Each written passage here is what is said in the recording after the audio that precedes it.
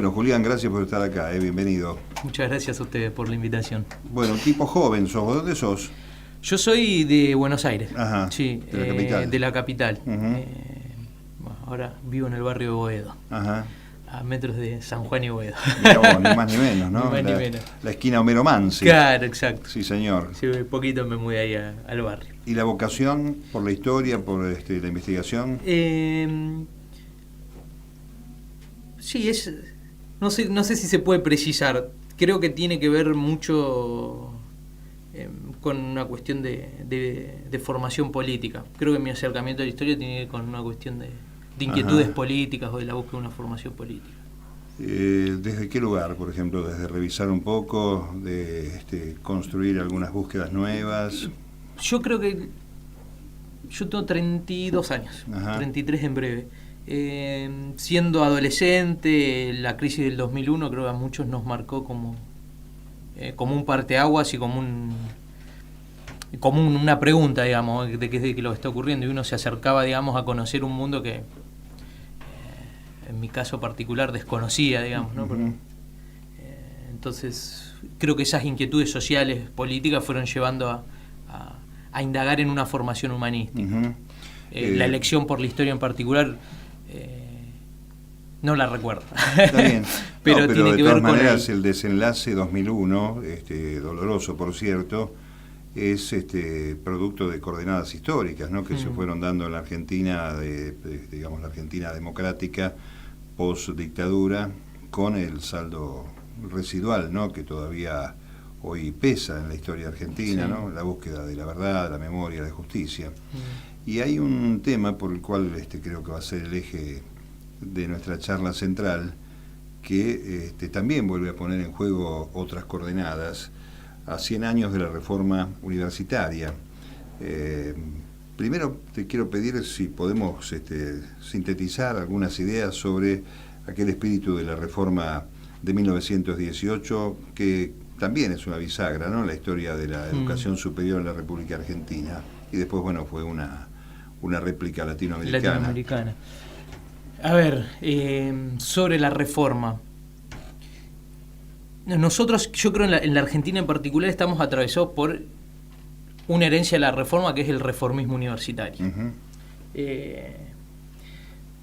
Para nosotros pensar la reforma tiene que ver con, a 100 años de la reforma, justamente tiene que ver con recuperar un legado que no sea a ese del reformismo. Digo, ¿por qué el reformismo? El reformismo fue muy caro a las tradiciones nacional populares. Digo, esto le puede decir Jaureche, Arregui. Sí, claro.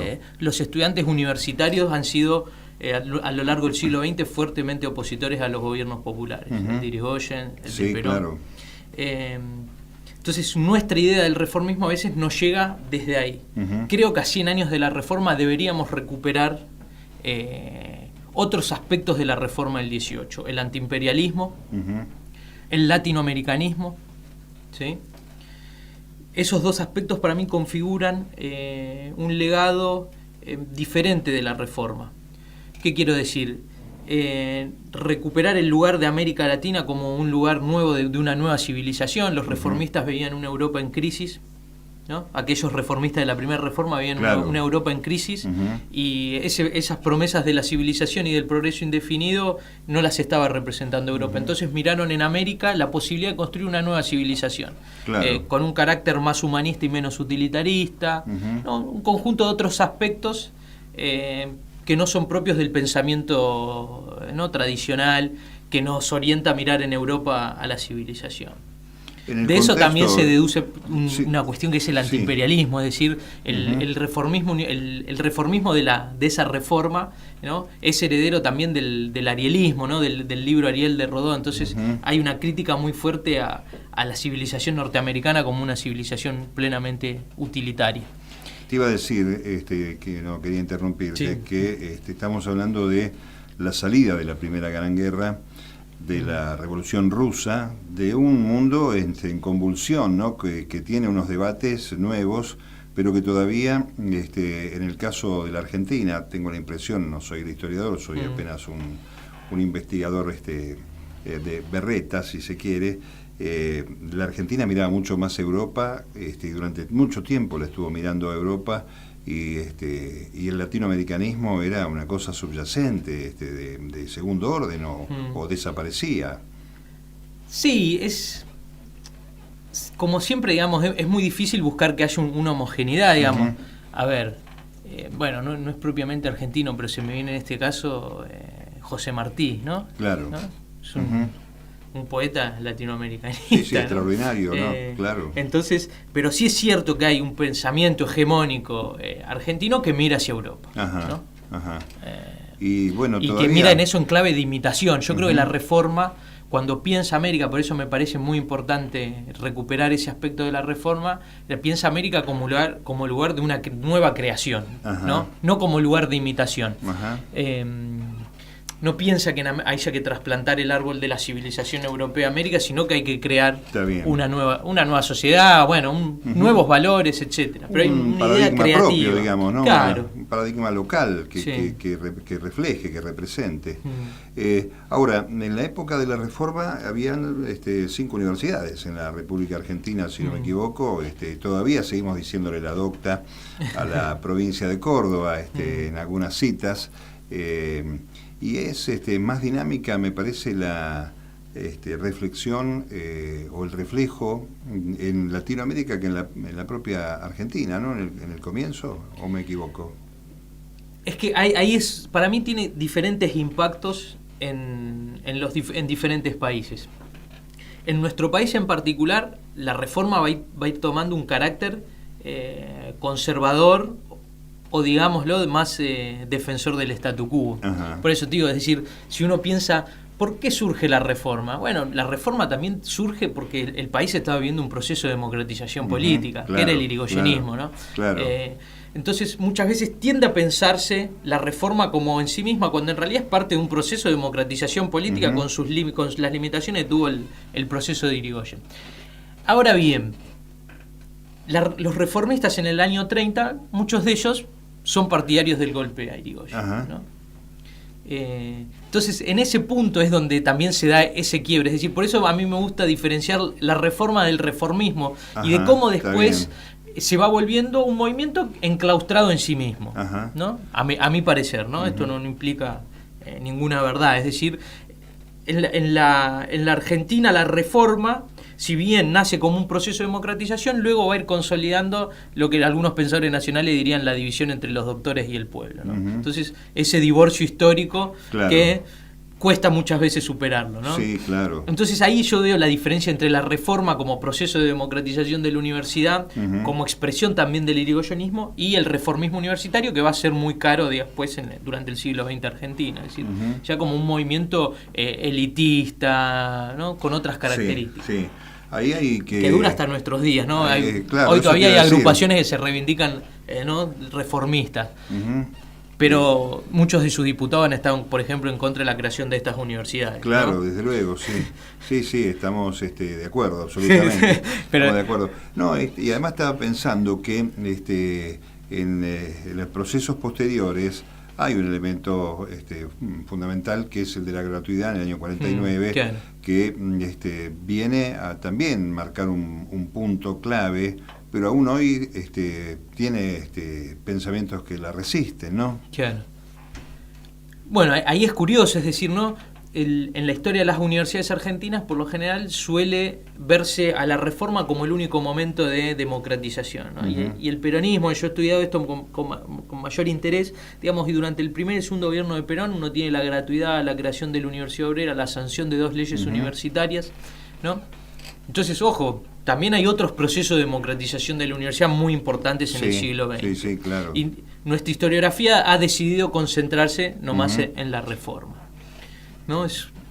Ahí hay una elección cuanto menos polémica. Pero ahí también, perdón que rebobine, pero ahí subyace esto que acabas de decir, ¿no?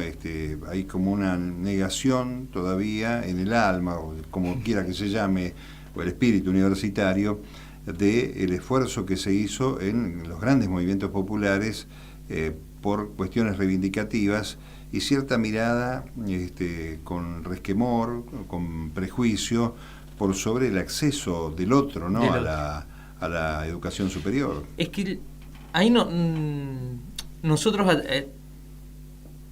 nosotros como nación, como región,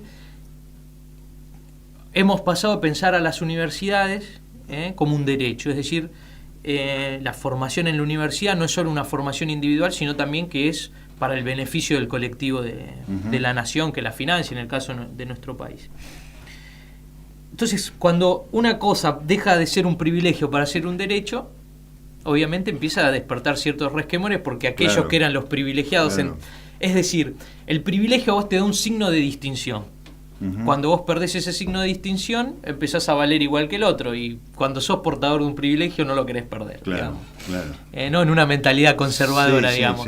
Nosotros hemos avanzado, digamos, hacia el proceso de creación de nuevas universidades, volvió un derecho efectivo el acceso a la universidad, por lo tanto, ya no es un privilegio de los sectores urbanos más ligados, ¿no?, o más cercanos a las dos ciudades, para decirlo en el caso de nuestra región.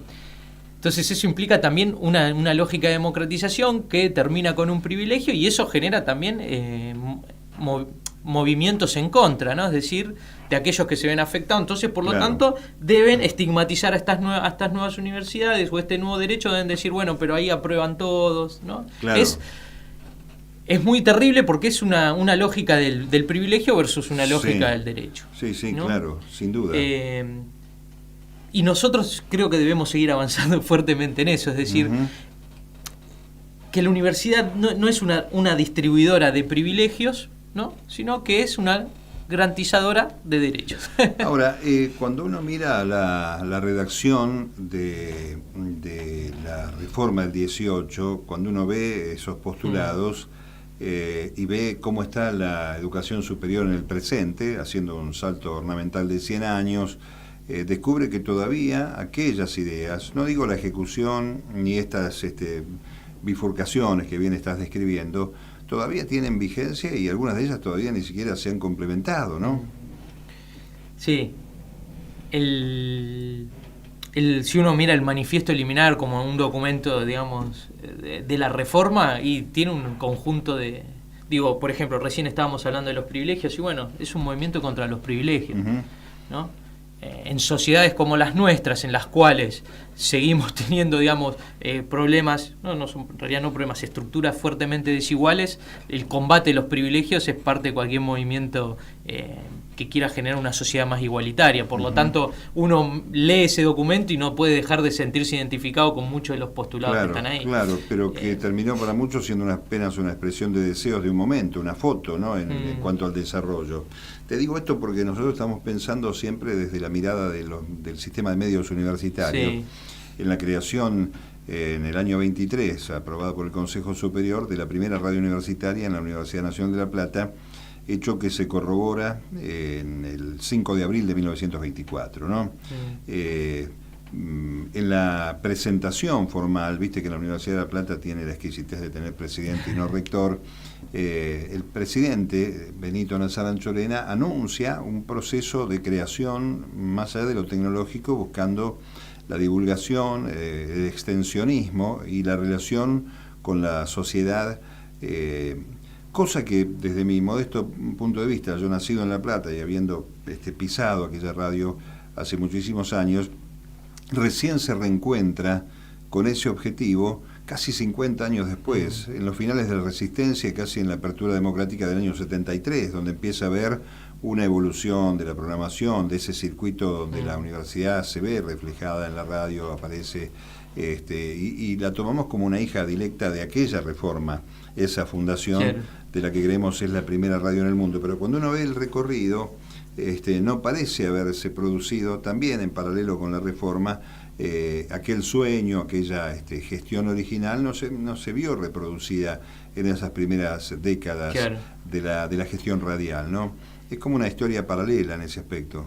Es que ahí en realidad nosotros deberíamos tener una mirada muy completa del periodo y pensarlo, todos los desafíos que afronta la universidad en un proceso de democratización. Si nosotros solemos pensar enfrascados en los procesos, claro, van a quedar ¿no? Bueno, claro, abroquelados ahí. Ahora es como vos me decís, bueno, hay muchas de las cosas que se recuperan también, ¿no? Hacia la vuelta con el 73, con el retorno de la democracia, con el peronismo al poder. Ahí hubo un gran debate sobre el rol de las universidades, sobre la extensión, lo que hoy llamaríamos también vinculación, que enriquece sin duda nuestra mirada sobre el pasado, ¿no? Sobre el significado de aquella extensión de la reforma. Sí. En ese sentido deberíamos hacer pensarlo más como un continuum, ¿no? Es decir, como desde el nacimiento de la universidad hasta un proceso en el cual va atravesando tensiones, avances, retrocesos, pero que nunca se sustancian las ideas. Es más, las ideas van cambiando y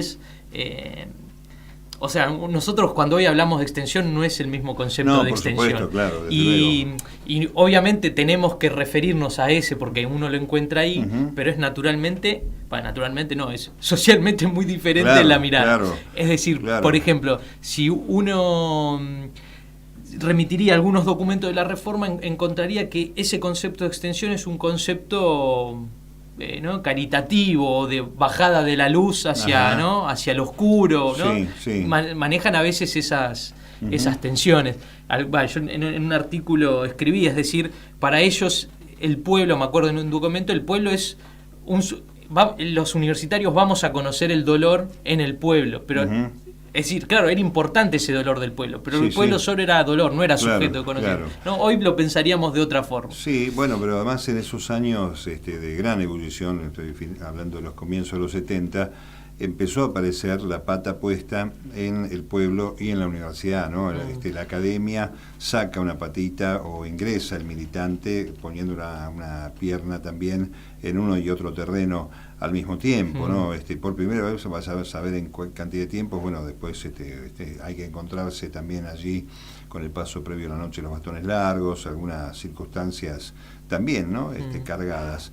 Pero es cierto, ¿no? Durante mucho tiempo era llevar luz, iluminar a ese sector al que no se permitía el acceso por cualquiera de los motivos que fuere, y no interactuar, ¿no? No interactuar.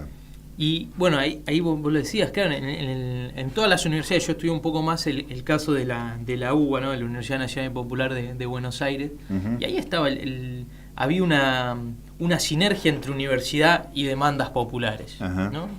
Entonces, si uno empieza a pensar todas nuestras carreras, tienen algo que ver o deben satisfacer alguna demanda que existe en nuestra población. Entonces, bueno, en realidad el proceso de pensarlo, y eso le lleva hasta cuestionar la idea de las disciplinas. Nosotros estamos muy acostumbrados a pensar nuestras disciplinas cuando en realidad los problemas de la realidad son... No ves, vos no ves la historia separada de la ingeniería, ¿no? Es decir, en la realidad las cosas se presentan de una forma y nosotros artificialmente hemos clasificado eso en facultades, institutos, ¿no? Entonces, cuando vos te enfrentás a la realidad, también al mismo tiempo debes cuestionarte la propia estructura tuya académica de pensar la realidad, ¿no? Es decir, bueno, se da un proceso muy interesante y que al mismo tiempo no era parte de la extensión, no es decir, como extenderse, sino que era una función sustancial hacer eso, ¿no?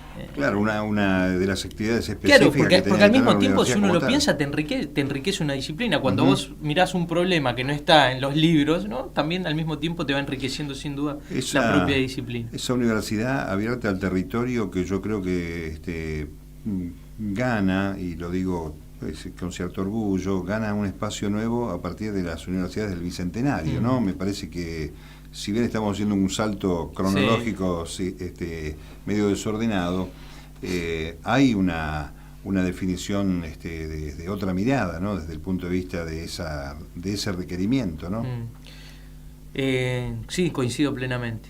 O sea, yo creo en las universidades del Bicentenario hay una recuperación de un conjunto de postulados en este sentido, es decir, ¿no? De pensar la vinculación de una forma, de pensar no en carreras sino en problemas,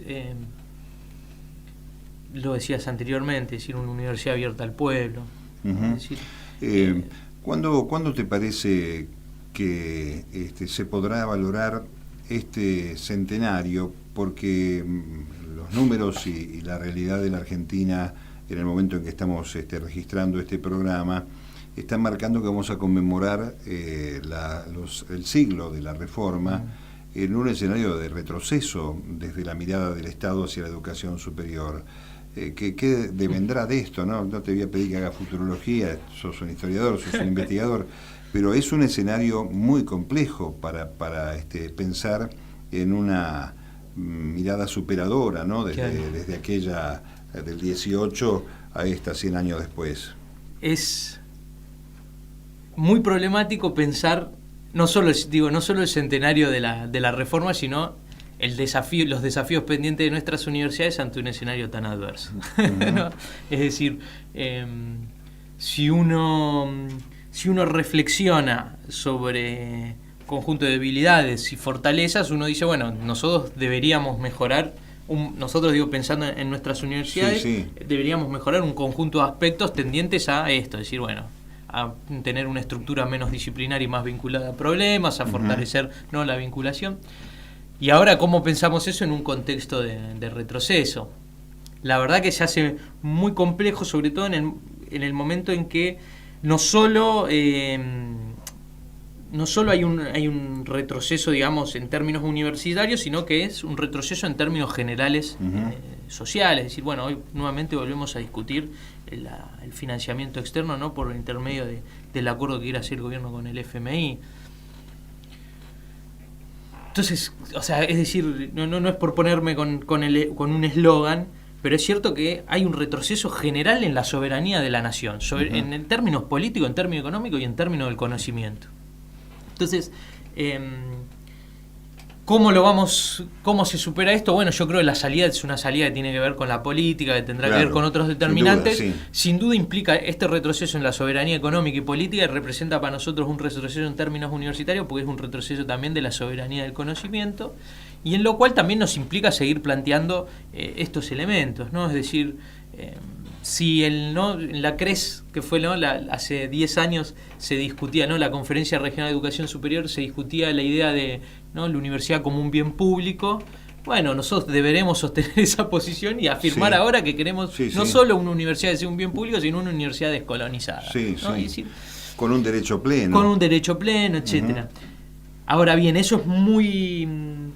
Y en el marco del centenario de la reforma, yo creo menester disputar los sentidos de la reforma. Es decir, como te decía antes, hay una apropiación por parte de la reforma que a mi juicio es demasiado liberal, digámosle, y que no hace justicia con aquella reforma. Entonces nosotros debemos reivindicar aquellos aspectos antiimperialistas, latinoamericanistas de la reforma, porque estaban y existían, digamos, ¿no? Y forman parte también de nuestra tradición universitaria, una tradición mucho más compleja que la del reformismo universitario. Y porque además el escenario mundial no ha cambiado en ese aspecto, desde el punto de vista del batallar, ¿no?, que hay que dar. Dejemos esto por un minuto y volvamos a aquel periodo, por lo menos la primera década después de la reforma. ¿Qué pasó en Latinoamérica? ¿Tenés un reflejo de cómo fue dándose, cómo se fue la reforma se fue instalando en estos países? No te podría hacer como un relato muy preciso, es decir, pero hay ciertos impactos, sobre todo en Perú, en Perú, bueno, con el APRA, en Cuba, con Mella, y en México. Pues seguramente haya en otros espacios más, en otros países más, impactos de la reforma.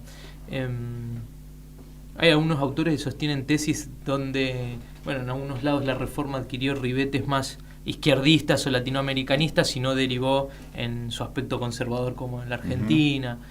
Yo no lo tengo particularmente, no tengo un panorama acabado como para exponerlo. Lo cierto es que sí, cada uno tiene, la reforma va consolidándose en movimientos políticos diferentes, ¿no? Bueno, acá centralmente acaba en el socialismo y en el radicalismo, podríamos decirlo, y una parte en el peronismo, o en un movimiento nacional popular. En otros países tiene otros ribetes atados a la historia propia de cada país. Y el tema de la gratuidad, porque hay casi, no sé, estoy hablando a lo mejor equivocadamente, hay mucha preponderancia en la región de un peso notable de universidades privadas por sobre lo público, y la Argentina sí, hasta el momento felizmente ha sobrevivido el tema de la gratuidad, el acceso y lo público, ¿no? En cuanto a la enseñanza. Eso, ¿cómo estará? Uno se pregunta, porque la región toda hoy está atravesando también un gran retroceso en materia de derechos, ¿no? Con gobiernos que son de derecha. ¿Cómo estará, ¿no? ese panorama en sitios donde, por ejemplo, el Brasil, no sé qué cantidad de universidades tiene, pero tiene también allí un notable retroceso restrictivo de los accesos a la enseñanza? Aquí todavía faltan más universidades, ¿no? No, lo que sucede en la Argentina es que, bueno, de los estudiantes universitarios, la gran mayoría, están dentro del sistema público nacional. Caso único en Latinoamérica, y hasta te diría por ahí en el mundo. Después cada país ha implementado diferentes políticas de acceso. En el caso del Brasil habían diseñado una política de cupos que tenía que ver con poder brindarle acceso a minorías o las poblaciones de escasos recursos. Bueno, en el caso de Chile estuvo la discusión por la gratuidad, que se sanciona la ley, y bueno, y ahora están en ese proceso más que complejo, ¿no? Claro. Sí. Pero sin duda sí, marca yo creo que hubo, así en términos regionales los últimos años, si bien no hubo, uno diría, ¿no?, un proceso de desarancelamiento, sí hubo procesos de garantizar igualdad en el acceso o de ampliar el acceso. Con cada país, digamos, con su modo y con su tradición. Y eso obviamente se va a ver afectado. Porque no es solo, cuando uno piensa, digamos, la cuestión universitaria, también está pensando en que la desigualdad no es solo económica o parte de la desigualdad económica, pero eso también se consolida en trayectorias educativas diferentes, claro, que terminan impactando en el desempeño del joven ¿no? Claro, en la universidad. Claro.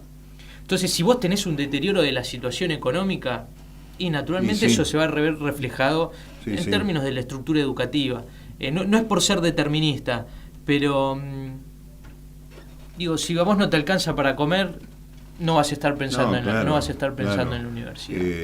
Es curioso porque también entre los achaques que se le hace a los gobiernos populares está este tema de la cuestión educativa desde otro lugar, desde la gran apertura, pero vos decís una cosa que es fundamental. Si a un niño que arranca en la enseñanza, no sé, en el jardín de infantes, le podés dar una continuidad a esa recorrida, ese trayecto educativo, casi seguro que va a terminar en la universidad, en condiciones más o menos normales de cierto bienestar.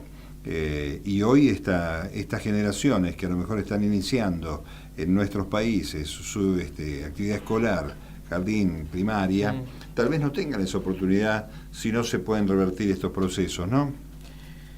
Y sí, y además hay cuando uno mira ciertas declaraciones que tienen que ver con el actual gobierno, ¿no? En nuestro caso, no están pensando en un fortalecimiento del sistema universitario, sino están pensando en la segmentación de la educación. Entonces ellos creen que deberá haber una educación para pobres y una educación para los ricos, ¿no?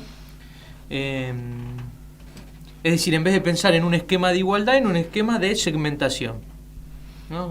Un esquema de carreras cortas para los que necesitan una inserción en el mercado laboral inmediata. Entonces no es un esquema de igualdad, sino un esquema de diferenciación. Nuevamente volvemos a la idea, ¿no?, de la universidad o del sistema educativo repartiendo privilegios y no otorgando derechos. El regreso a la democracia en la Argentina también significó la aparición de más universidades. Hay universidades treintañeras, de los finales de 80 y 90, están esta universidad, la Jaureche, por ejemplo, las más cercanas que van a cumplir 8 años en este año 2018. ¿Vos creés que estas marcas nuevas pueden retrotraerse únicamente apelando a recortes presupuestarios, o hay una forma de sostenerlo desde el campo de lo social y lo político, estos espacios?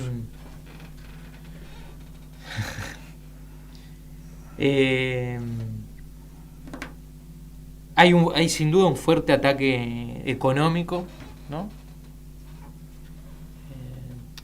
de recorte, de achicamiento, de discriminación particular para nuestras universidades. Ahora, creo que también las comunidades, la comunidad universitaria y la comunidad, digamos, en general en las cuales nos insertamos, también reflejarán o apelarán una defensa de este tipo de modelo de universidades. Yo sé que te meto en un brete con esto, pero la verdad es que cuando uno ve que para estudiar arquitectura tenías que irte a La Plata o irte a la UBA y estabas en el medio del camino y te invertías guita, tiempo, 2 horas y demás, y la capacidad receptiva que tienen estas universidades con carreras no superpuestas, novedosas, habla a las claras que era una necesidad real la aparición de estas universidades, y tan luego cuando uno mira la proporcionalidad, mirando Latinoamérica nada más, advierte que todavía la relación población cantidad de universidades, faltan universidades, ¿no? Más allá de aquel para qué tantas universidades y esta sarta de tonterías. Vos te desempeñás en la Jaureche. En la Jaureche. En la Universidad de Florencio Varela. De Florencio Varela, exacto. De envidiable nombre para los jaurechianos, pero ¿cómo lo ves ahí el reflejo?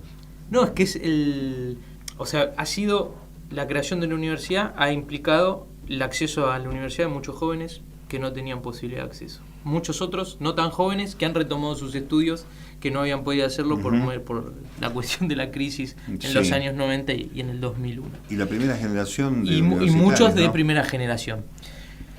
Como vos lo decías anteriormente, es decir, al estar en una situación intermedia entre los dos polos urbanos más grandes, ¿no? La Plata o la Ciudad de Buenos Aires, y la distancia que te requieren transporte público, distancia y tiempo, si alguien trabaja es imposible que además haga tiempo para cursar. Por lo tanto, la universidad resolvió o fue una posibilidad institucional para aquellos jóvenes que querían estudiar además de trabajar en la zona de Florencio Varela, Berazategui y Quilmes. Entonces sí, resolvió un problema.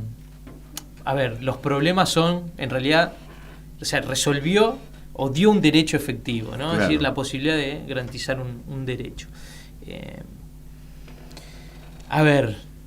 Y uno lo ve en el día a día, digamos, en la universidad, porque eso también se refleja en un sentimiento de pertenencia de quienes trabajamos allí, de quienes estudian, es decir, de una comunidad que se construye cotidianamente, que cada uno pone su granito de arena, que no se trata solo de un trabajo, sino que se trata de un aporte, digamos, a la comunidad. En ese sentido es más que positiva la experiencia, ¿no? Desde mi punto de vista. Pero retomando a eso, sí, nosotros estamos viviendo fuertes ataques que tienen que ver con con una discriminación que es muy injusta en una universidad que recién comienza, cuando necesita más del Estado que la apuntale para poder desarrollarse. Claro, y yo creo que ese es un fenómeno que también se reitera en la República, ¿no? Sobre todo, primero esto que decías al comienzo, la universidad como institución rechazando las expresiones populares, el pensamiento y sobre todo el formato del peronismo, que creo que debe ser uno de los espacios más resistidos por la universidad desde el punto de vista de su proyección, y que le permite aún hoy, al paso del tiempo y durante tantas décadas, seguir estigmatizando, ¿no? desde ese lugar. Pero yo porque creo además que hay todavía resabios retrógrados de pensar en una universidad donde nadie piense, aunque valga la redundancia, claro. ¿No? Jaureche decía como la universidad que reparte patente de corso. Bueno, no es nuestra misión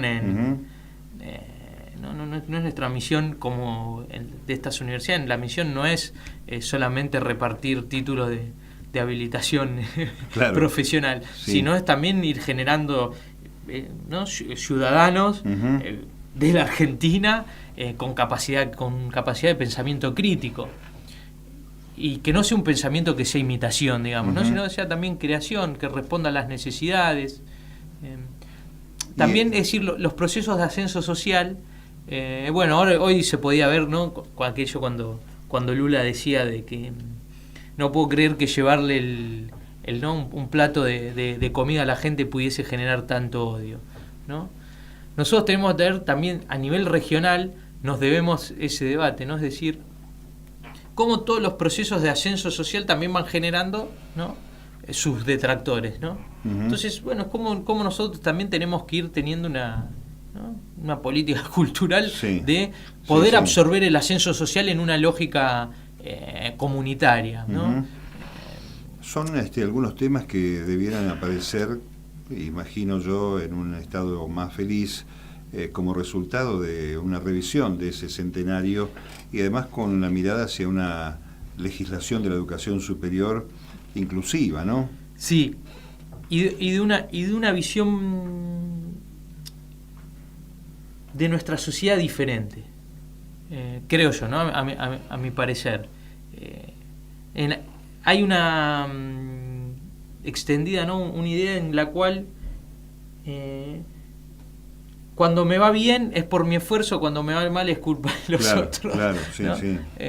Bueno, sí. ¿No? En el libro La comunidad organizada, ¿no? Perón lo plantea muy bien, ¿no? Es decir, nadie se realiza en una comunidad que no se realiza. Bueno, yo creo que tenemos que afianzar esos valores comunitarios en una nueva, uno diría, en un nuevo modelo civilizatorio, en un nuevo modelo cultural que tiene que producir, porque que tenemos que producir, que tenemos que pensar. Si no sirve de nada producir procesos de ascenso social, de igualación social, si la matriz cultural en la cual los integramos es el de la competencia y el individualismo, porque los resultados ya son los que tenemos. Sí, Julián, y en el momento de transferir esto a las generaciones nuevas, a los estudiantes, ¿hay espacio para el debate? ¿Son permeables? ¿Son receptivos? ¿O realmente hay como un desinterés por revisar estas cuestiones históricas y la universidad simplemente es un área de paso para un Estado mejor desde el punto de vista de la formación? Y siempre es muy diversa la experiencia que uno tiene, de acuerdo también a las inquietudes de los grupos. Yo veo que sí hay cierta ¿no? disponibilidad, no es una palabra fea, disponibilidad, hay cierta disposición a dar estas discusiones. Tiene que ver también los diferentes ámbitos, lo cual creo que también que igual es algo que se va construyendo, ¿no? Sí. Es decir, nosotros igual pensemos que venimos de la apatía más absoluta a un fuerte proceso de politización. Sí. También pensaba que también el rol del docente y de la estructura del proyecto institucional debe ir acompañando, debe ir acompañando, que no solo se trasunta en el afecto por el lugar, que de por sí ya es un dato no menor. Uno observa, a mí me ha pasado estar allí en la Jauretche o estar aquí en la Universidad de Avellaneda donde estamos y en las universidades nuevas con una mirada de pertenencia, con una sensación de pertenencia de los estudiantes y de cuidar ese lugar como un punto de partida, no de llegada, ¿no? Para seguir construyendo a partir de allí. Bueno, historia movediza en la Argentina, ¿no? Podías haber tomado una cosa más tranquila, pero te metiste con la historia. Sí. Hay cosas para revisar todavía, ¿no? La historia siempre. Sí. Y no solo para revisar, sino que también en ese proceso de ir a la historia uno va construyendo nuevos sentidos. Ajá. No solo se revisa y se redescubre, ¿no? Hay como a veces una idea de que uno va y redescubre otra, ¿no? Al mismo tiempo como uno se aproxima a determinado problema van surgiendo nuevas inquietudes, nuevos intereses y nuevas visiones. Por ejemplo, yo digo con el caso de la reforma, en lo personal, por lo general yo era muy no por ser autorreferencial, pero uno por lo general cuando viene de la militancia estudiantil tiene cierto cierto destrato, cierto rechazo hacia la reforma, porque uno la ve como expresión de otros sectores. Sí. Tuve la posibilidad de acercarme a estudiar la reforma a partir de esto del centenario, decir, bueno, ¿qué podemos decir sobre la reforma? Decir, también la historia es disputar sentidos y uno empieza a encontrarse también con otros elementos de la reforma. Son más que interesantes, porque la época y ese proceso es más que interesante para pensar los procesos de democratización política y social de nuestro continente. Sí, yo imagino que 100 años atrás estos tipos también tendrían que tener notables diferencias entre ellos, por los sueños, por las aspiraciones, y por ahí lo que hay es sacar un documento más o menos armónico entre todos, que ni siquiera se terminó de cumplir del todo, ¿no? Pero en buena hora se pueda eso volver a revisar, porque además hay nuevos actores también, ¿no? Comparados con aquella época, no solamente más cantidad de universidades, sino la aparición de nuevos actores. Claro.